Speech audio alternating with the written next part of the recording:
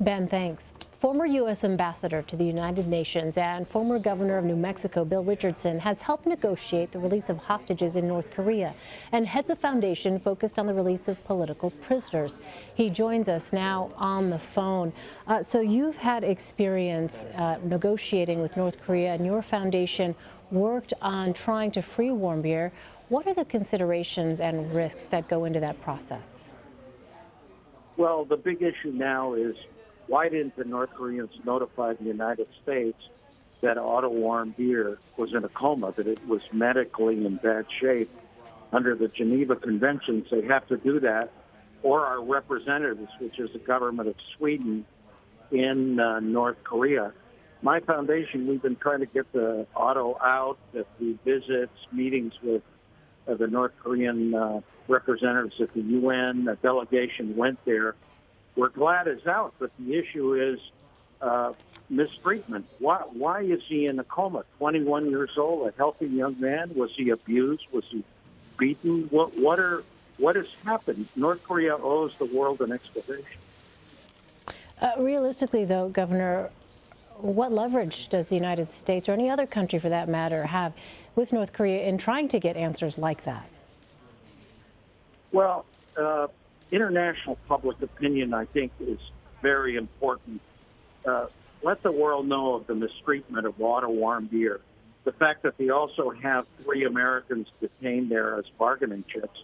What leverage do we have? You know, there are a lot of bad options in dealing with North Korea, but more economic sanctions, putting pressure on China to lean more on the North Koreans, which is difficult because China always plays games. Find ways to degrade their missile and nuclear activity with our computer systems, with our cyber efforts.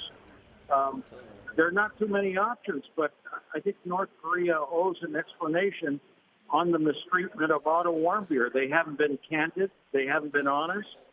And I think the United States, if there is a malfeasance, if he is unhealthy, we don't know that. Maybe he's out of the coma, hopefully.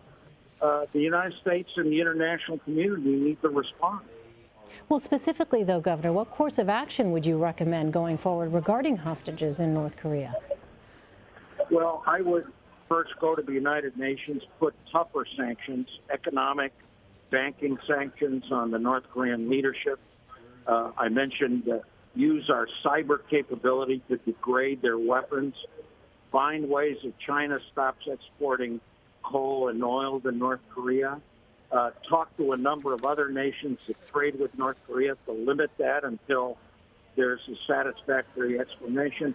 There are no easy options. I think in the end, there's got to be a diplomatic effort because I don't believe a preemptive military strike with thousands of American troops on the border in Japan and South Korea, 25 million people in Seoul, is the best option. I think it has to be a negotiation worked out.